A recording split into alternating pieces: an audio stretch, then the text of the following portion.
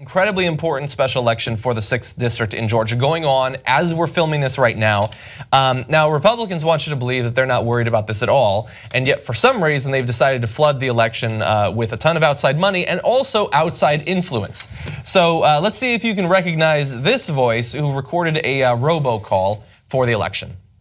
Only you can stop the super liberal Democrats and Nancy Pelosi's group, and in particular, Jon Ossoff. The super liberals. You know, I might be overanalyzing here, which I've been guilty of in the past from time to time. But it seemed like there was a slight pause where he had to read Jon Ossoff. Well, and the super liberals like, Jon Ossoff. It reminded me of Abi Kibar, Trump, Sarkar. So JR printed me out the script. And it printed out really big for some reason. And I don't think it's an accident. I think this is what they gave Trump so that he could somehow read a little bit of it. But yeah, so again, just like with Kansas, they got Trump to record a robocall. In both cases, from his tone of voice, you can tell that he doesn't actually care about these elections. And from the actual script, he doesn't know anything about the candidates or the issues in these particular elections. It's all just, he's scary, he's super lib. Marco Rubio also recorded a call, and it's very specific about the candidate. You can disagree with it, but he seems to know what he's talking about.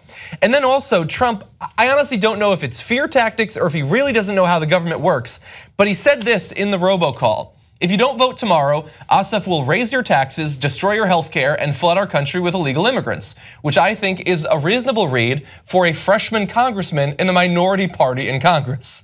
How is he gonna do that exactly? Now, it's an important election. You can say that it's important, but if he could somehow destroy your health care and raise your taxes as one congressman in the minority party, that is actually a super liberal. And super powerful. Super powerful. Maybe we should get that guy in, right? Yeah. See what else he can get done. All right, to me, the main takeaway from the talking points that they're using against the Democrat here is when Trump and the Republicans say he will raise your taxes, what they're actually saying is he will raise my taxes. Yeah. Because if you're in the middle class or the poor, Democrats like Ossoff have no interest in raising your taxes. They have no intention of doing it. They have no stated purpose in doing that, nothing of the sort. But they say yes, the multinational corporations and the very top of the tax bracket are not paying their fair share. You know who agrees with them? An overwhelming majority of Americans. Yeah.